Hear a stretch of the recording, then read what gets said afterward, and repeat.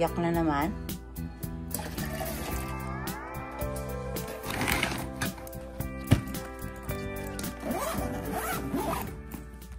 So, good morning guys, and today is Sunday. Maulan ang araw namin ngayon. Ayan, maulan kami ngayon. Until tomorrow or Tuesday. Basta straight siya na ilang araw na uulan kami. So, yun nga no, nakakalungkot. Sa Alberta. So, nakakalungkot yung balita na nangyari sa Vancouver sa mga Pilipino. Kasi kanina, gumising ako ng alas 5, na-prepare ako ng babaunin ni Daddy sa work. Kasi may work siya ngayon. And then, nung pagising ko, yun agad yung bumungad sa balita. Yung nangyari sa Vancouver. So, rest in peace sa mga nadamay at saka sana ay maanuhan ng hustisya yung nangyari. Kasi, alam mo, nakakatakot na talaga yung mundo ngayon. Kaya isa yan sa dahilan talaga kung bakit ayaw kong lumabas na wala si Daddy. Ngayon nga lang kasi si Kuya, inaano ako, kinukulit kapag maganda yung weather. Gusto niyang mag-park, nabuboring siya dito sa bahay. Kaya napipilitan ako minsan. I make sure na kapag nag-park kami, bago ko sila binababa sa sasakyan, tinitignan ko muna yung mga paligid. Kaya kapag meron ako mga nakikitang mga, alam mo yon, yung mga weird, hindi ko sila pinapababa. Kasi alam nyo guys, mahirap na kasi lalo na dito sa Canada na legal nga yung mga bawal na gamot. Alam mo yon, hindi mo kasi masasabi yung mga iniisip ng tao na nakapaligid sa iyo. Kahit saan naman, kahit saan ka mapunta, delikado na talaga. Kaya dapat aware tayo sa paligid natin kasi naku, nakakapraning. Pwede nga lang na hindi kami talaga lumabas guys. Kung pwede lang talaga, mas okay pa kami na dito na lang sa bahay. Pero nakakaburyong kasi dito sa bahay lang. Kahit yung mga bata naboboring sila dito sa bahay. Kaya hanggat kaya namin, nilalabas namin sila. But yun nga, kailangan namin medyo lumayo sa area namin. Kasi nakatira kami dito sa Winnipeg, sa may downtown. So, accessible siya sa lahat, sa mga basta. Basta malapit kami doon sa area kung saan sila nagtatambay, mga ganun. So, malungkot ang mga Filipino community ngayon kasi sa nangyari sa Vancouver. As in, ang dami daw patay. Ang daming mga na dala sa hospital. Meron pang bata na nakita ko na nasa ilalim ng truck. Alam mo, nakakadurong puso kasi syempre pumunta lang sila doon para mag-enjoy. Alam mo yon, na-miss yung mga Filipino food kasi yun, maraming mga food truck. Gaya dito sa Winnipeg, meron din kaming ganon. Pero hindi pa ngayon. Ewan ko, maybe this May, meron ng mga gathering na mga ganon ngayong May. Pero yun nga, natatakot ako kung, alam mo yun, ay, nako. Paano na lang kaya yung mga nadamayan nung aksidente, no? Ang sakit sa puso. Na alam mo yun, nag-enjoy ka lang doon, kumain ka lang, tapos biglang ganun na trahedya, nakakaawa. Iba kasi yung oras sa amin dito sa Vancouver. So, yung nangyari kagabi sa Vancouver, tulog na kami. PM kasi kagabi, tulog na kami. So, hindi ko alam kung anong oras yan sa Winnipeg. I think 2 hours advance kami sa kanila. So by that time, hindi na namin nalaman yung balita. So, pagising namin kanina, doon na namin nalaman yung nangyari doon sa Kaya nakakalungkot talaga yung mga nangyayari ngayon. Ingat-ingat na lang talaga. Ingat tayo lahat kasi hindi na natin masasabi yung paligid natin ngayon. And most importantly, prayer talaga. Mag-pray tayo palagi na magiging safe tayo sa labas, safe tayo lagi, araw-araw. We will ask for protection talaga palagi. May mga bata ako, yan, mga anak ko. Nag-swim! You wanna go there? Oh, you wanna go there? Opo! Yehey! Alam nyo guys, kung alam nyo lang yung ng Canada, Kung sa Pilipinas tayo, ang isip natin, ang ganda ng Canada, yung mayaman na bansa. Pero dito, marami ding mga homeless, marami ding mga ganon. Kasi nga, illegal yung mga bawal na gamot. Kaya, unsafe din dito. Kasi, gaya nun, example lang ha, ito nung time na wala pa akong sasakyan, at saka bago pa lang kami dito, COVID time. Nag-bus ako papuntang work, and then every winter kasi mas mahaba yung araw. So nag-aabang ako ng bus around 7 AM, medyo madilim pa kasi ganun dito pag winter, pag 7 AM medyo madilim pa yon. So while nasa station ako, kasi dito is by station. Gusto din sumakay kay mami. Sumakay na silang dalawa.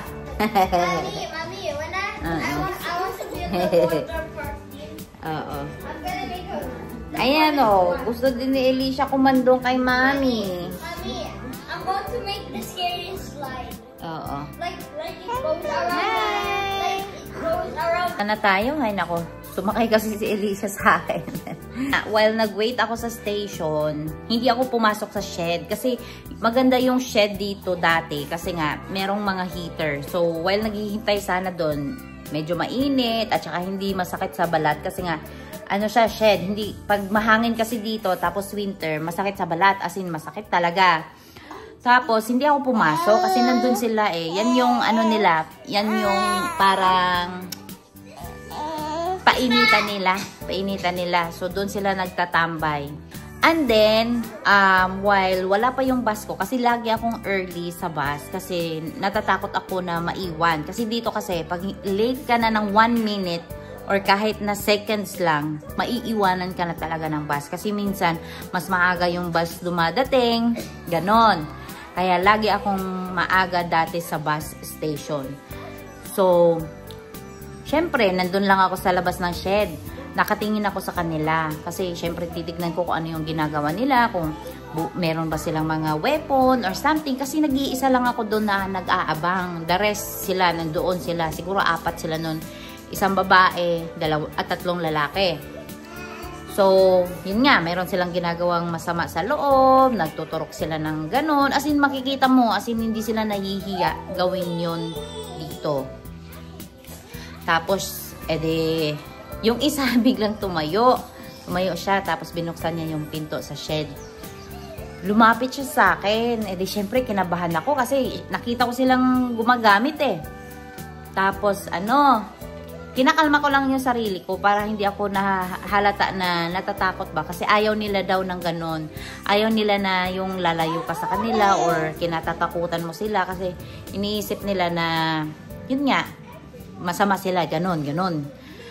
And then, syempre, pinakalma ko lang yung sarili ko. Tapos, nagdadasal ako, sana dumating na yung bus, sana dumating na.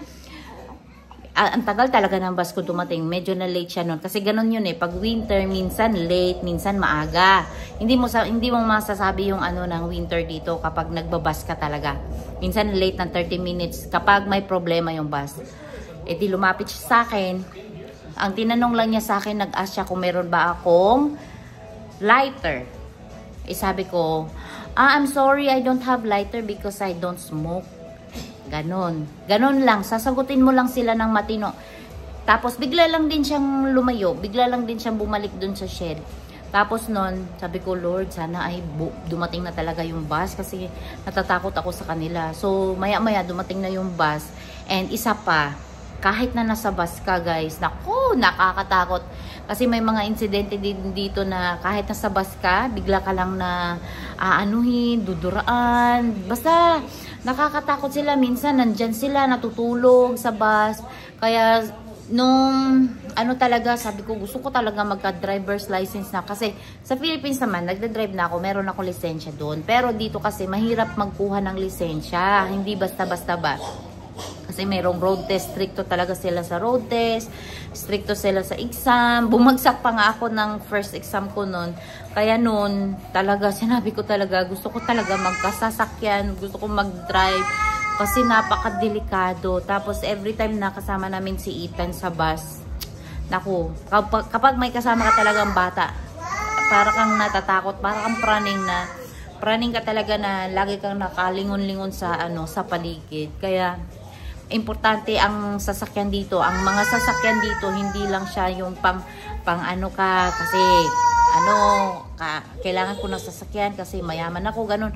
Wala, hindi yun dito. Ang sasakyan dito is essential talaga siya. Kailangan na kailangan dito kasi lalo na yung weather namin na ganun nga, nagwi-winter kami and then walang dito, walang bus, walang tricycle na kung gusto mo lang pumunta sa may downtown, papara ka lang ng tricycle. Sana ganun, no? Para hindi na lang kumuha ng sasakyan. Kasi mahirap dito, mahirap. Bus lang talaga yung dito. Kung hindi ka magbabas, mag-Uber or taxi. Mahirap din naman yun kasi minsan unsafe din yung sa taxi, unsafe din yung sa... Basta wala nang safe talaga. Wala nang safe ngayon. Kaya napaka-importante yung sasakyan dito. Napahaba na tuloy yung kwento ko sa inyo. Basta guys, kung ano yung tingin ninyo sa Canada, huwag ninyong i-expect na maganda. As in, maganda talaga. Maganda kasi syempre, at least kahit papano ay nabibili namin yung mga gusto namin dito. Kapag paghirapan namin, pagtrabahuan namin, nabibili namin. Kasi pwede kaming ng job dito. Maraming trabaho dito. Kung gusto mong magtrabaho, want to sawa na magtrabaho ka na magtrabaho. Marami dito makukuha pag hindi ka lang tinatamad at saka pag wala kang bata na binabantayan. Ang sarap magtrabaho dito. Pero syempre, kailangan din ng work-life balance. Dito, importante yun, work-life balance. Kasi mahirap din naman na, mahirap din na puro ka trabaho. Kailangan din ikaw magpasyal-pasyal o Kaya, ang mahirap na talaga. Kaya ipagdasal natin yung mga nadamay sa aksidente sa Vancouver, guys. Let's pray for them kasi grabe yung mga nangyari. Dali na.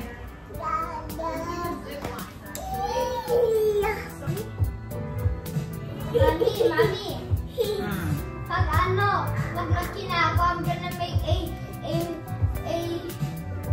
very, very, very big water park in a very big space. It's gonna be a castle and there's gonna be monsters inside and we're gonna slide through the monsters. Ligo na tayo. Ha? Ligo na tayo. Tapos na maligo ang bebe namin, guys. Sarap na. Sarap na yung pakiramdam mo. Opo. Guys, nakaligo na kami lahat. Si Kuya, binihisan ko na. Pero maaga pa dito, alas 4 pa. So, hinihintay pa namin si Daddy na makauwi. Tapos, didiretso na kami. But before si Daddy makauwi, kailangan nakabihis na kami, nakaprepare na kami lahat. Kasi para hindi kami malate sa simbahan. Kasi alas 8 yung misa, si Daddy 7 PM ang out. Sana ay walang gulo doon para maka-out siya kaagad. Kasi pag may gulo, matagal silang makakalabas. Kaya hopefully, praying na sana ay makalabas kaagad si Daddy para hindi kami malate sa simbahan. Ayaw kasi namin talaga na nalilate sa simbahan. So, yeah, suklay ka kasi para pogi ka. Binata na yung anak ko. Malaki na yung panganay ko talaga. Minsan nahihiya na siya sa akin. Bakit ba? Hi, good morning. Oh, stretch. Stretch. Stretchy. Unat ang pogi. How's your sleep? Kamusta sleep mo, ha? Ganda sleep mo. Haba sleep ng baby. Haba sleep. Ayan magpapapogi na siya Pogi yung anak ko na yan ha? Marunong na yan.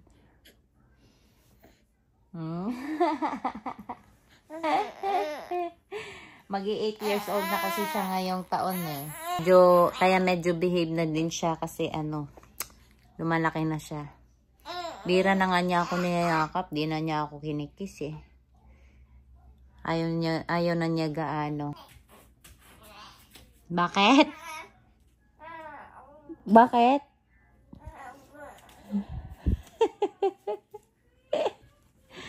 Ano? Oh, anong ginagawa ni Yaya? Hi, Yaya. Oh, pogi Yaya. Oh, oh.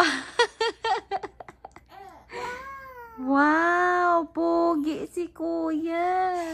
Isis. Ano? Pogi si Yaya? Ha? Ay, ayan na, naglalaro ng kadiri. Ew, hawak niya yung puwit niya. Disgusting. Parang bumba siya. Yak! Yak! Ang baho! Guys, nako guys, yung anak ko. Naglaro na ng tae. Wala sa ito batag to talaga. Ayan, linihisan ko na siya ng pangsimba para ano. Ay, nako. Kasi, hindi ko kasi siya napansin na tumatain na kasi ano, nasa kwarto kami ni Pio. Si Pio kasi kakagising lang tapos pinadede ko. Ngayon, siya lang mag-isa dito at saka si Kuya. Silang dalawa. Si Kuya na lang yung sumigaw na, ayun, na ano nga, naglalaro nga si Elisha ng pupop niya. Ay, nako, tong batang to talaga. O siya, hanggang dito na lang guys. Maraming salamat ulit sa inyong suporta sa amin. And don't forget to subscribe sa mga hindi pa nakapag-subscribe. And just like and share or comment kayo kung ano yung mga gusto nyo i-comment. Good night sa mga nandito sa Canada. And God bless sa ating lahat. Ingat-ingat tayong lahat guys. Bye-bye!